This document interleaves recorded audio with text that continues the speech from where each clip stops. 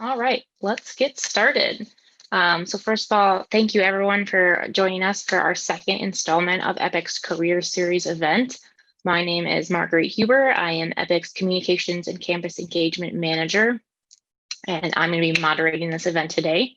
If you are not familiar with EPIC or the Energy Policy Institute at the University of Chicago, we act as an interdisciplinary hub for energy and environmental research across the University of Chicago. So we have economists, policy analysts, and then technical expertise of engineers and scientists, all working together to bring the forefront of global energy debate. So today we have a discussion. We're going to have about 30 minutes of some Q&A moderated, and then we will open it up for some Q&A with the audience. So as we are going and you have questions, write those down, keep those ready, and then when we get to that point, you can raise your hand. So we will, that's how we will take questions today. The chat box we will not be using. If you do have a technical issue, you can't hear someone or something like that, please use the Q&A box and I'll get to you as soon as I can in that situation. But when you're ready for a question and I call on you, I will unmute you. You do need to accept that unmute and then you'll be able to talk. You can ask your question then, and then I will mute you once you're done. So let's get started. I'm going to introduce our presenter today. This is Medy. She's currently working as a forecasting data analyst for ICF, which is a global management consulting company in Oak Brook, Illinois. She is responsible for creating performance reports for 2 energy efficiency programs that are initiated by ComEd. She earned her bachelor's degree in business economics from Beloit College in 2015 and a master's degree in environmental science and public policy from Harris in 2019. While she was at Harris, she was very active in promoting awareness of sustainability among Harris students as the director of the Harris Sustainability Initiative, and was also a member of Harris Energy and Environmental Association, or HEEA. So with that, I want to welcome Medy, and we're going to first talk about her experience at her job right now. So our first question is, what does your typical day look like, and what are your main responsibilities that you take on? Hi, Margaret, and hi, everyone. Thanks for inviting me. This is really I'm really honored to be here. So I'll just jump into the question. So my typical day, I don't have a typical day, actually. It's more like when I get requests, then I do reports. Like those are just for instant reports that I get from my boss to be delivered to my client.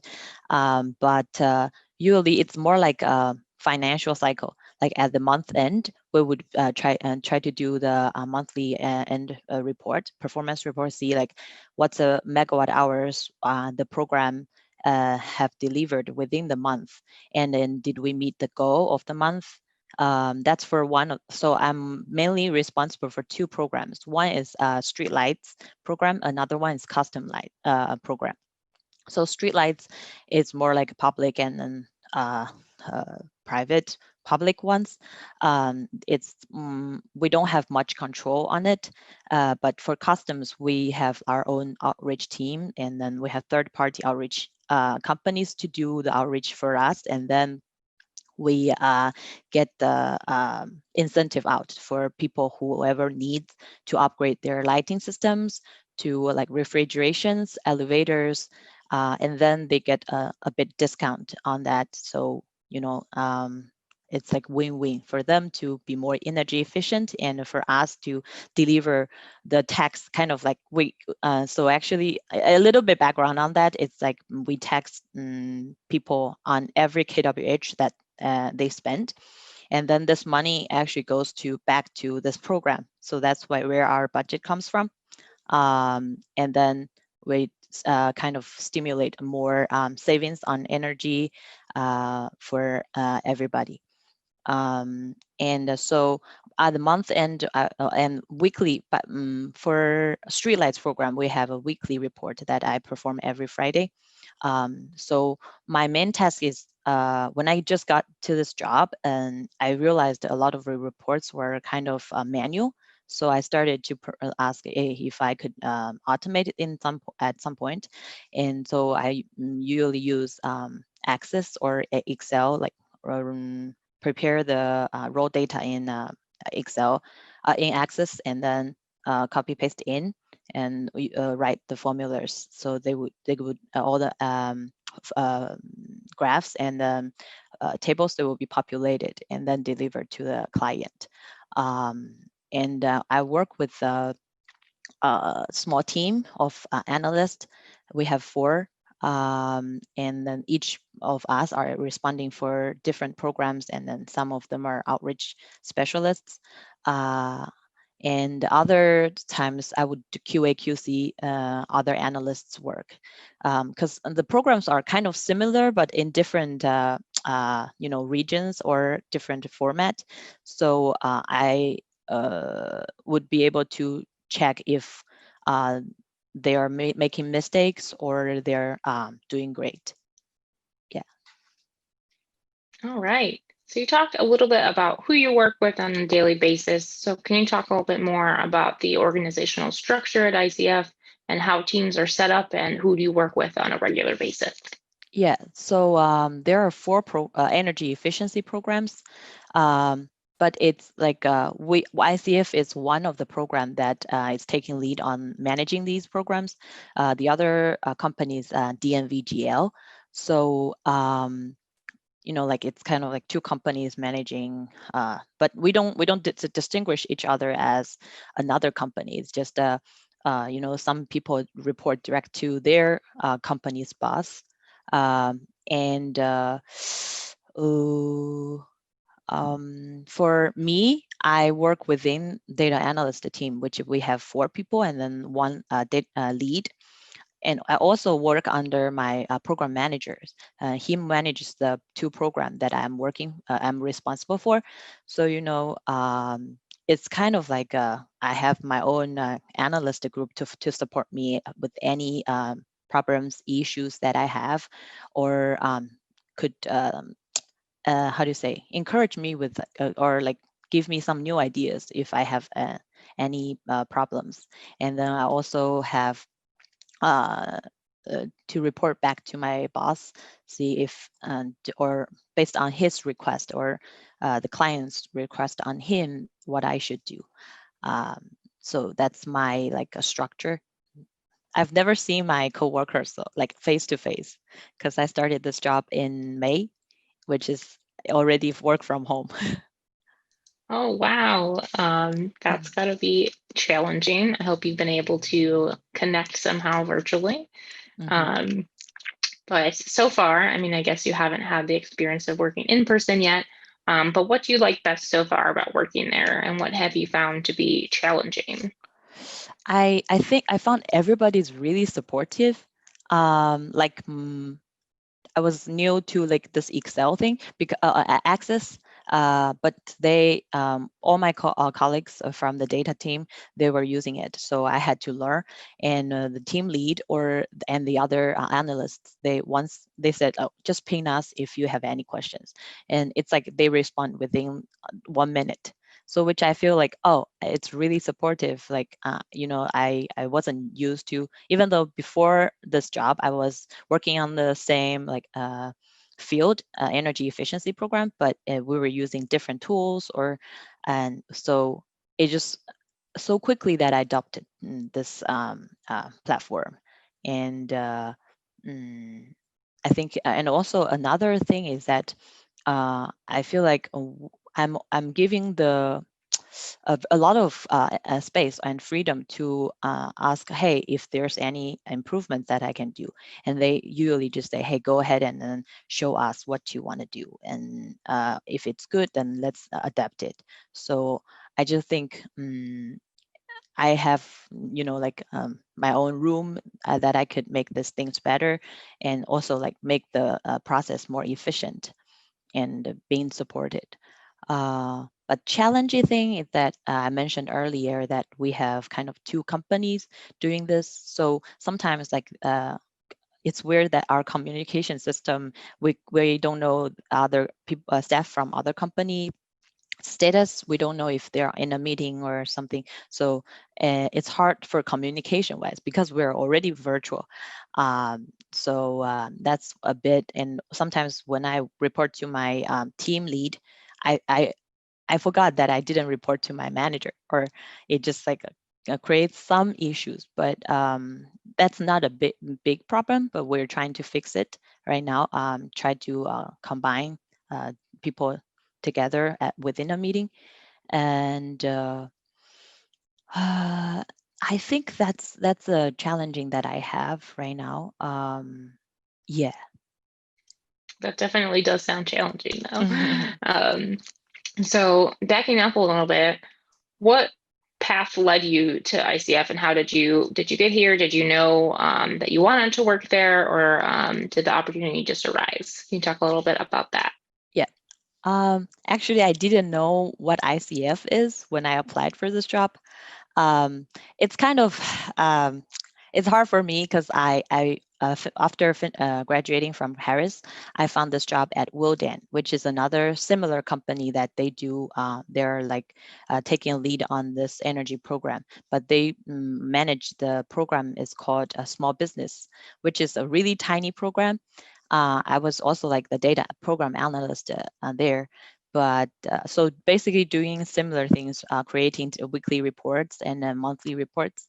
And I actually report to the the boss of our client is the same as as what I have now. So when I moved to ICF, they recognized me, and then they sent me email saying, "Hi, congratulations." But I was laid off, like furloughed in March because of the pandemic. So as an international student, I only had like 60 days to stay without a job. So 90 days actually. So I tried so hard to network and then find any similar jobs because I knew that I want to stay in this industry. I don't want to move any to other, or maybe like energy related, but I really like energy efficiency. I feel like I could see how much people are saving, and then this just makes me happy.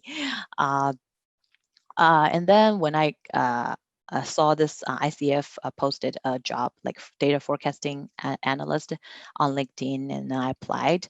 And I think I was just lucky because nobody was hiring at that time, and they really need someone because the previous person who was in my position, she actually is in Atlanta. They wanted her to move to Chicago, but she couldn't during pandemic, and then they decided to hire someone locally.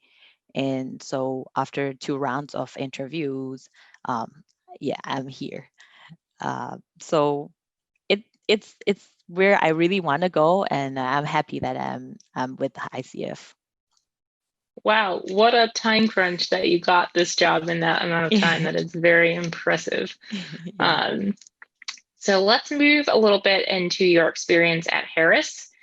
So while you were there, did you know what you wanted to do after graduation, or what things were you interested, and what led you to where you are? We already talked about how you got to ICF, but just your kind of thought process after graduation and leading up to it.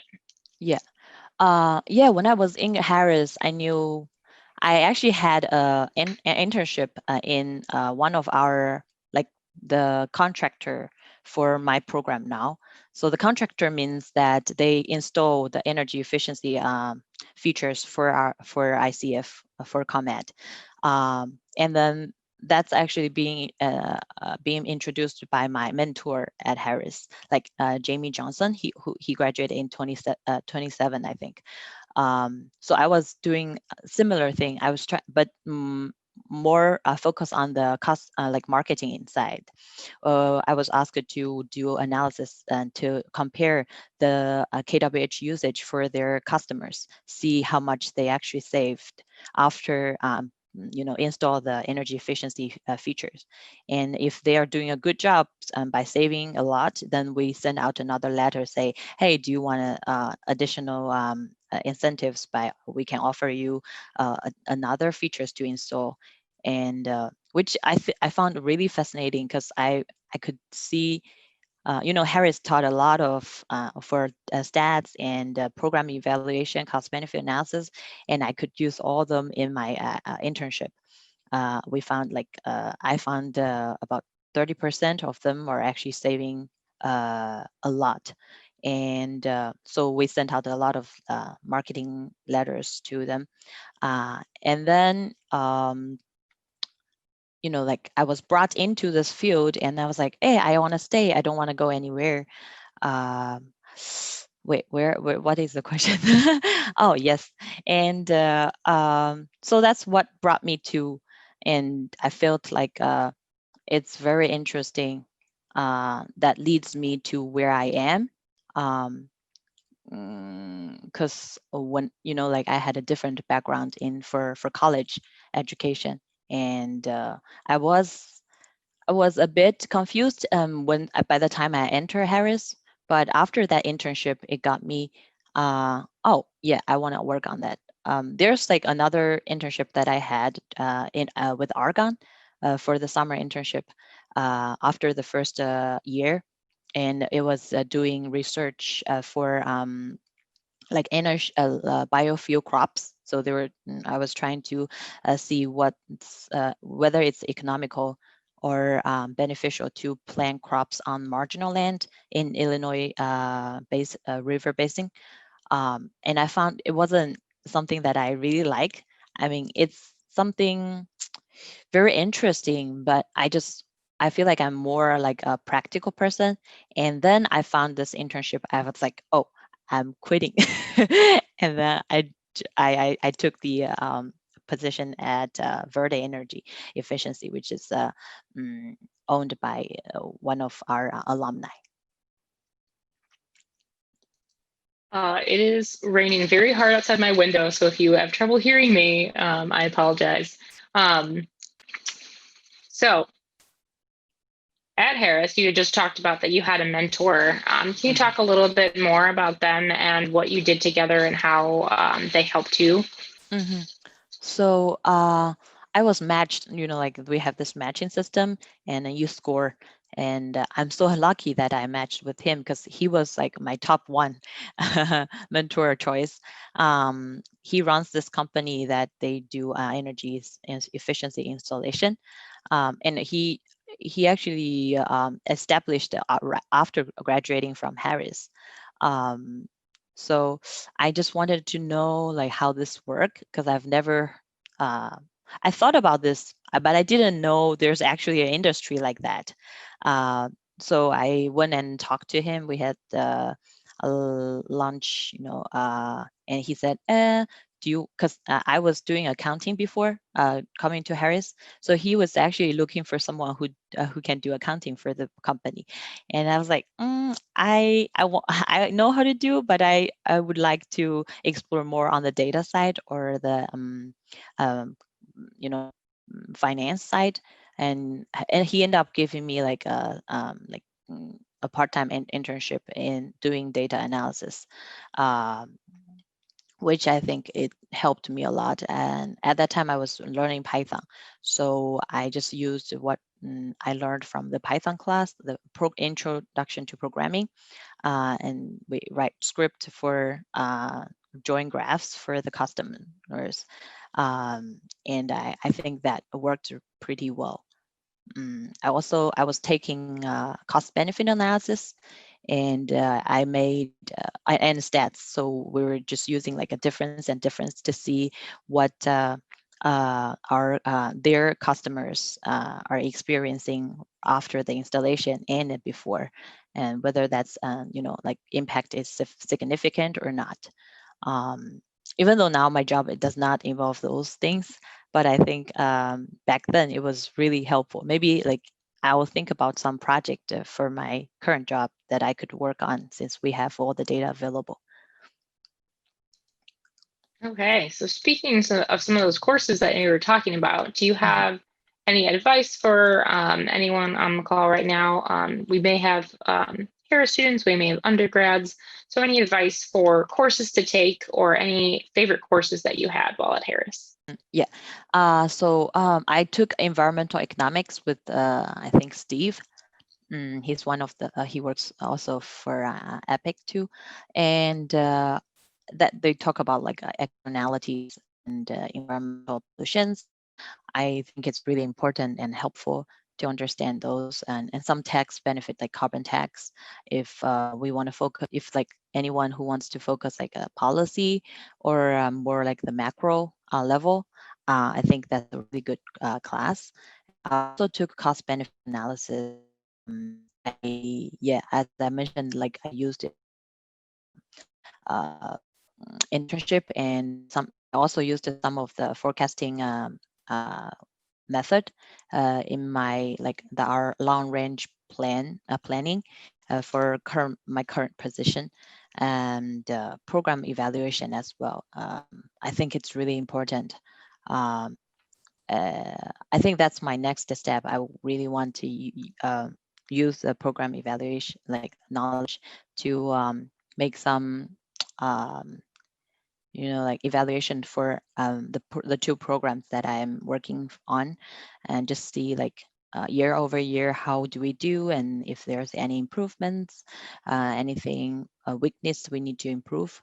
Um, and intro to programming, I think that's one of my uh, I don't like.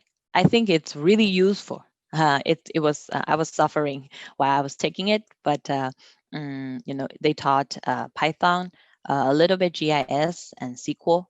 Um, it's just like introducing you to these programming language, and then after that, it is easy for anybody who just know this to get improved. Um, and there's another class that it's called Energy, Science, Technology, and Human Usage. It's an undergrad class taught by Liz from the geophysics department.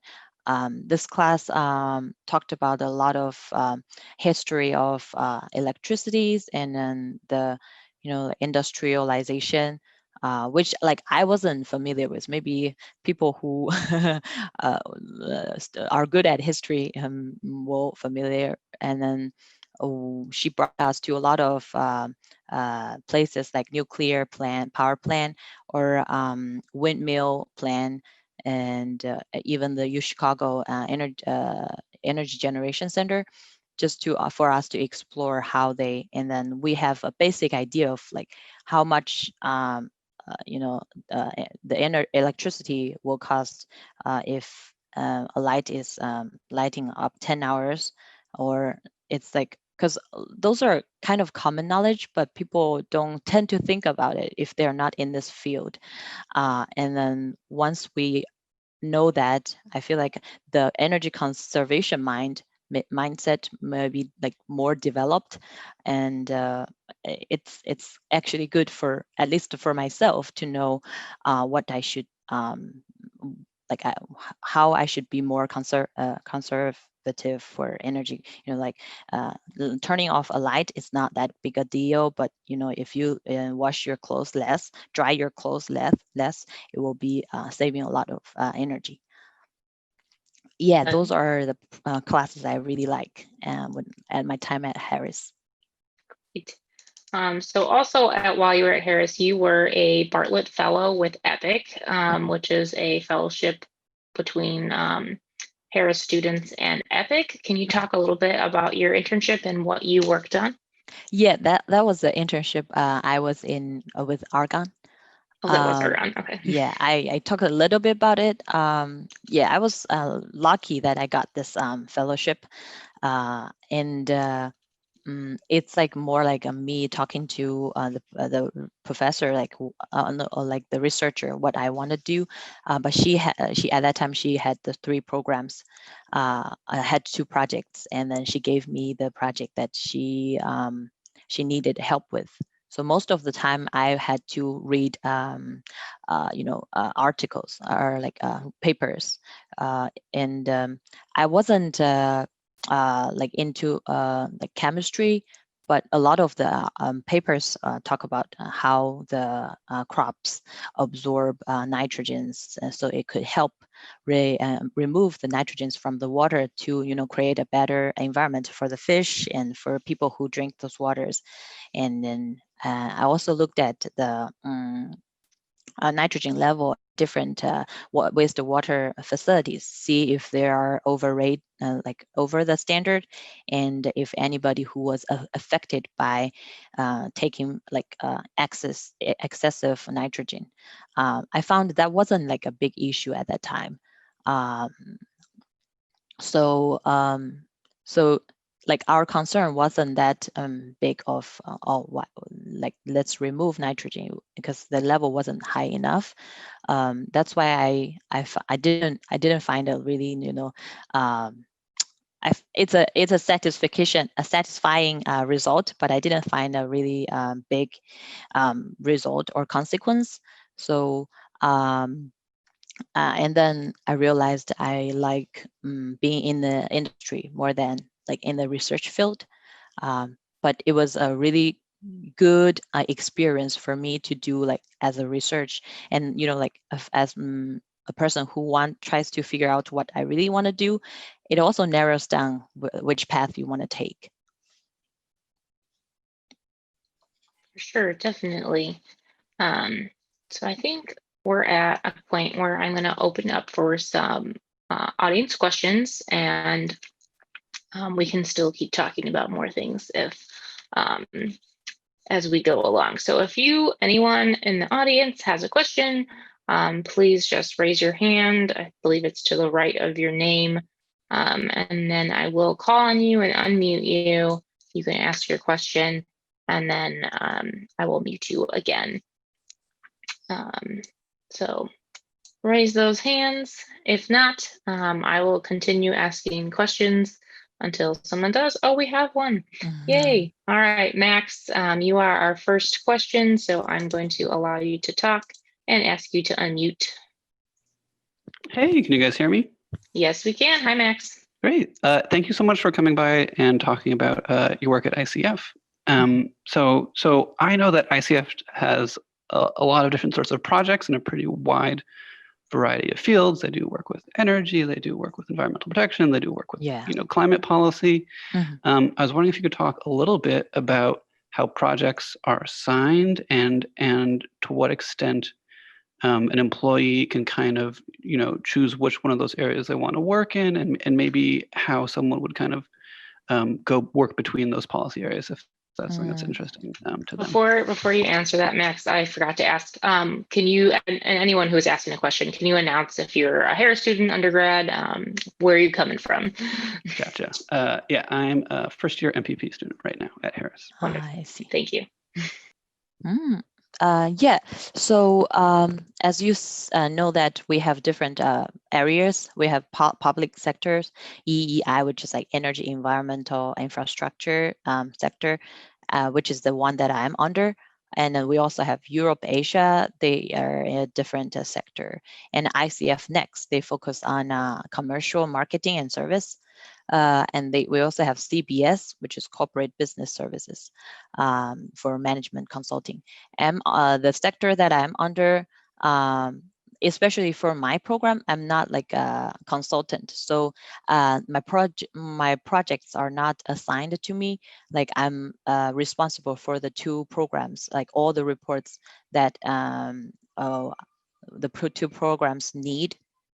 I'm the one who's preparing them and delivering them to my boss, and then my boss deliver to our clients. But as for like projects, how to sign for a consultant, I think like just based on, I don't know anyone, because in this Oak Brook office, it's only for people who work under these two programs. But I think other consultants, they were just being assigned directly, and when they just join the company, and then later on when they maybe they have more experience on certain topic or project, and they would probably be asked to do more of a certain types of project. That's what I think. but because I'm not working in those areas, so I might maybe not be very credible. Great. Thank you so much. That's really helpful. Thanks, Max. Okay, anyone else have any questions? Otherwise, we will keep going. And then when I see a hand raised, I will answer those for you.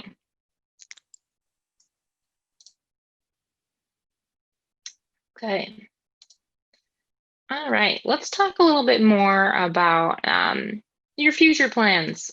So how do you envision your career path from here, and how does your position within ICF help get you there? Yeah, I think ICF is a really good organization in terms of, like rewarding systems. And when the moment I entered, they gave me showed me plans. I have to make yearly goals, whether I achieve it, and monthly goals, very detailed, planned.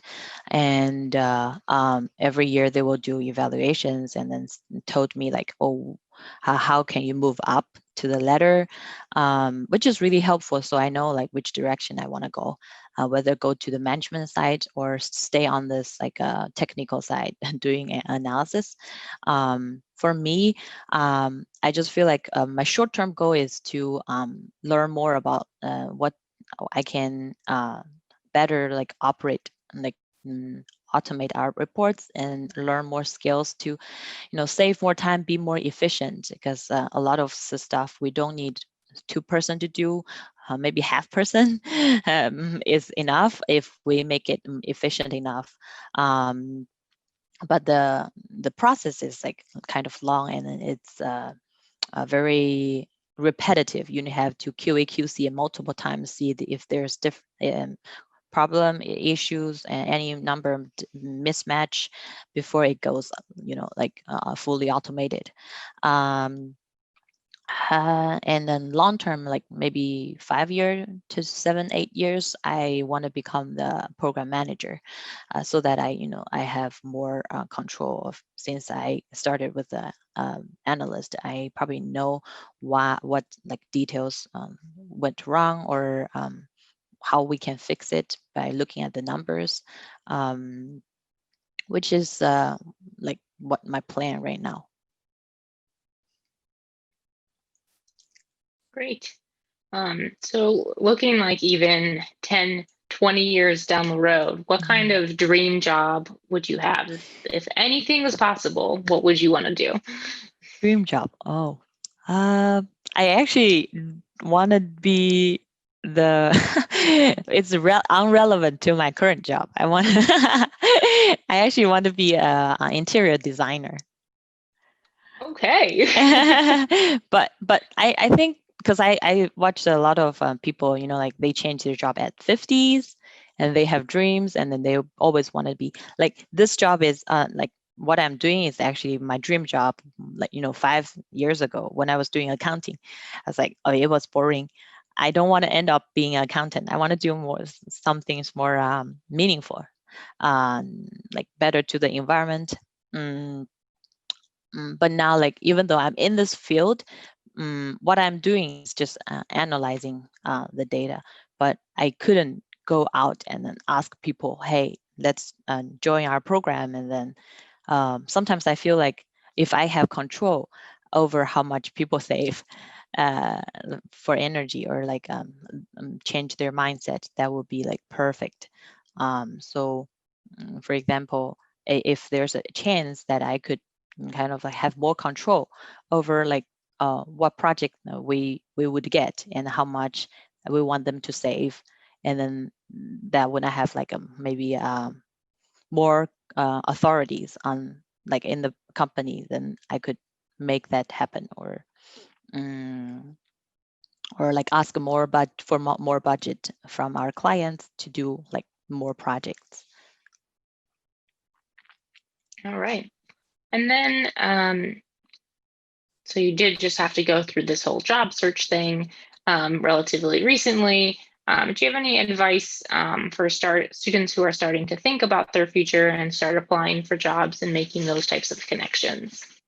Yeah, I actually, it was hard for me to figure out because I had a like career switch. But for people who really know what they want to do, my advice, just go ahead and then try to get any opportunity you can to get too close to what you want. Because it might not be the one you really want. You just think it is. While you are doing it, you'll figure out whether you actually like it or not. And for people who don't are still like kind of confused about what they want to do, you just try every opportunity you have. Like, oh, maybe this one, it's okay. Like, give it a shot and see if you would like it. And but just don't keep trying different things. I feel like if you find something interesting and then you go deep and then you continue. But if you don't like it, then move to another sector. Because if you just trying things without going deep, you wouldn't know like how actually this thing is. Um, Maybe you decided to go to this path, and then you end up like not liking it for a while, uh, which I think it's kind of like wasting your time.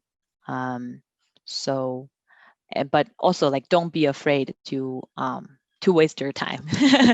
It's something we always need like you can experience, right?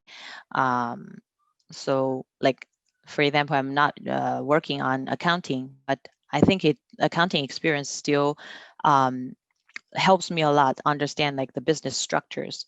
If I without those experience, I probably would just ask why we're closing on this day, or why am I going to be so busy during like the third week of the month, or and then like the payment system is also very important for us to understand. All right, we do have a question that came in through the Q&A box from Jingy. She says, or they say, "Hi, Medy, thank you for sharing. Would you please share what kinds of toolkits or languages you currently use? Python, R, SQL? Do you have any suggestions for students who want to become a data analyst in the energy industry? Are there any courses you would like to recommend at UChicago or Harris?" Well, that's very helpful question. um, so I currently use a little bit SQL in Access, and which is a Microsoft platform. We use it as like a database. And sometimes if I have like a instant report, so for example, if my boss wants me to work on like I had a project that he wants me to download data from the city portal to see like what's city permits for different buildings within the 6 months, and what types of permits they are. And so you see if we have opportunity to install like additional elevators or any other efficient features. But we need to know like their location, but they don't provide us. So I have to do like reverse geocoding in Python. And then I'll just use Python for a really quick analysis on that. But usually, since our reports are built in Excel, and I use Excel formulas a lot. But it based on, I think this tools is based on different organizations and industries. Some of my friends who are also data analysts, they use Python a lot, or they use SQL solely. And also like because my colleagues, they have already started using Access, so I had to adapt it. Otherwise, like our data, we would not be able to share with each other. And yeah, that's and then the courses recommendations. One more thing is for the for R. I know some of my friends who work in more like a fellowship in the prison, or the medical what's association, American hospital association. They use R a lot. It depends on the industry. Maybe energy industry, we use more like SQL or Excel. For the classes, yes, as I mentioned, I think intro to programming is very helpful. But I didn't take machine learning. But I think now it's really important for you to take if you have the opportunity. Since our partner company, they have a team, like a data scientist team. They were running the machine learning results for us. So I didn't need to, but if you are able to get this skill, then it's a plus for your either promotion or for someone who wants to hire a data analyst. You could do this for them, the whole company, right? And I don't know, it depends on which sector you want to go. If you're trying to do some job as evaluating the programs, definitely I would recommend you to take program evaluation. I remember when I took that class, we also had a really similar case as what I'm doing, like like in I think Mexico, they're trying to see what's the impact of installing air conditioners in a certain region, and how much, if that's feasible, because the weather wasn't hot enough, and which is really similar to like the energy efficiency program that I'm working with. Yeah. Great. Any other questions from our audience? Just raise your hands.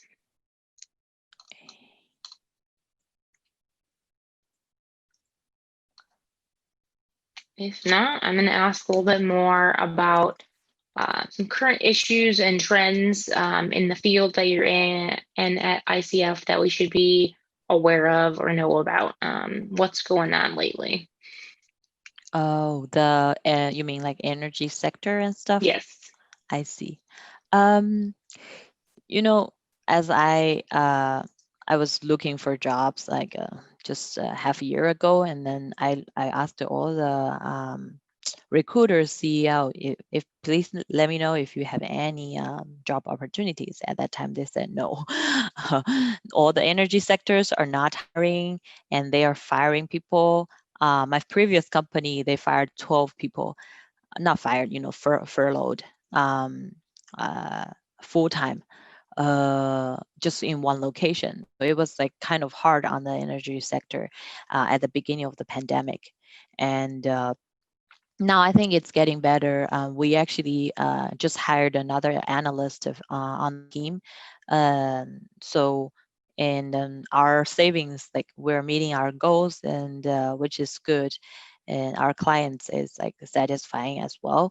But I know my previous company, the program got canceled because it was too small, and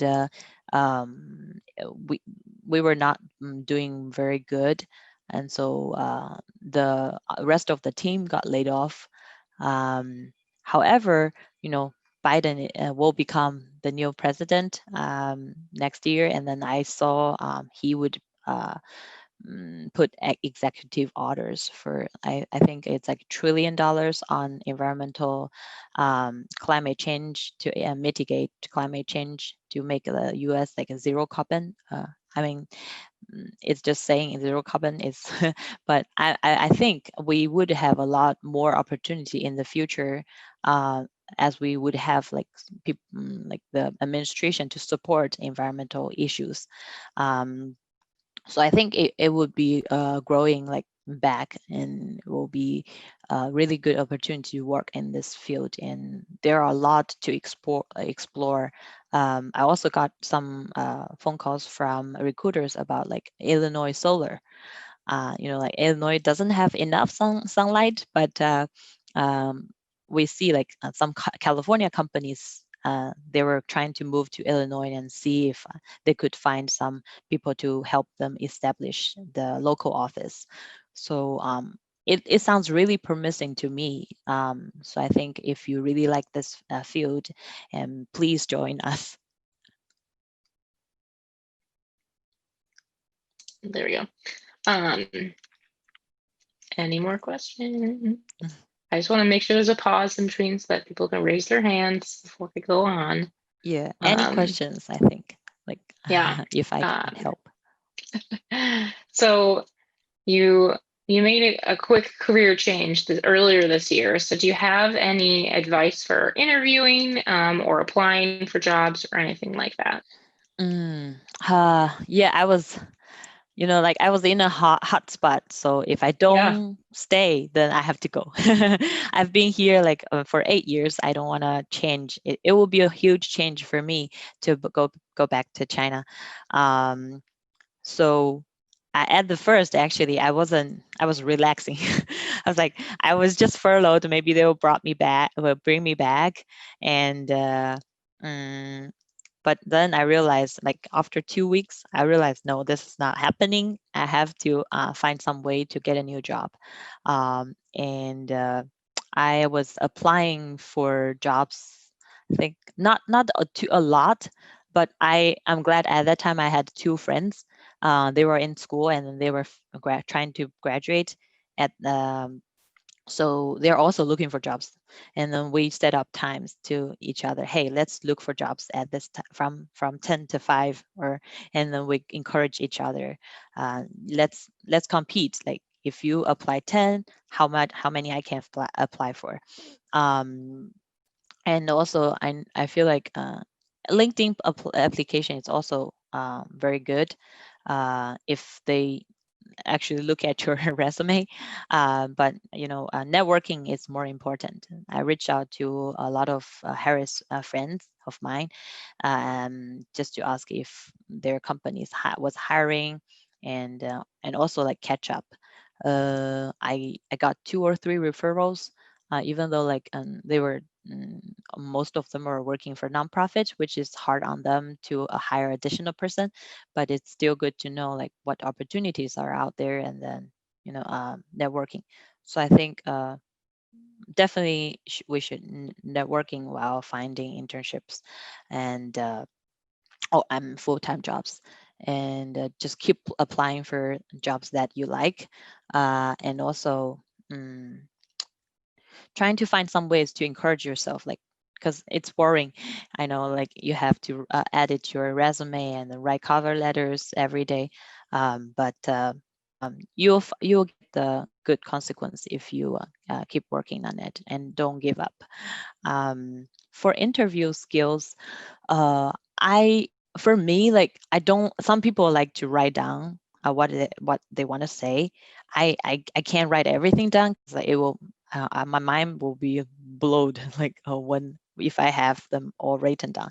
I need just like keywords. I just have a piece of paper and then look up on different websites, see what questions they were asking for interviewing. And then I kind of like just talk to myself, or sometimes I would record just see like how am I doing, because when I'm talking I probably don't pay attention to words that I was using, and for particularly my job, because I had to know like details about KWH savings and then how the organization runs. So I also did some background research about how the program history, and then what did they do in the past. Also, I think knowing this company is very important. Like I looked at their website and see what other sectors are doing, and then since I care about the sustainability of life, and you could make connections to the program, the company's main theme and main idea. One of the things that I connected to ICF was that before the pandemic started, they've already doing work from home for most of the employees, like twice a week, to save gas by commuting, right? And then and that goes towards the points that each person have a point on their system. so I was just asking questions. Hey, how much you could save, or like, how does this system work? I think it's really helpful for anybody who works in this organization. They would know what to expect, and then maybe this habit will carry them over to another job, right? And they wouldn't know, oh, this could save, even though I don't have this encouragement, or they, at least they know, they understand. And I think that's the best part of my like, I'm trying to connect to the company. All right. Audience members, this is your last chance to ask questions. So get your hands up if you have something on your mind. I'm just gonna leave it for a second. What are you wondering?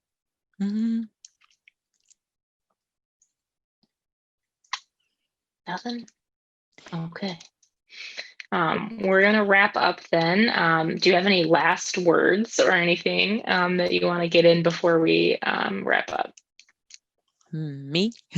Yeah, you. Oh, okay. I can share my contact, and feel free to contact Yes. me, right? If you have any questions, or you need any like support, if you're looking for internships or job opportunities, I'm happy to share whatever I can, because I really like this industry, and then thanks for giving me the chance to talk about my work. I hope like a lot more people would be interested in this field, and give the same idea to like more friends or family of yours, to be more energy conservative, be more sustainable. Oh, by the way, I'm like paying for composting at home. It's like a small thing, but I just want to share with everybody. Yeah, if you ever are willing to do composting at home, like, you can let me know. I can share the link. It's not expensive. It's like $12 per 2 weeks, so it's very affordable. And yeah, like whenever I see like of the full bucket of what's that waste compostable things, I feel like, oh, I'm reducing this amount of trash in the world. So it makes me feel happy.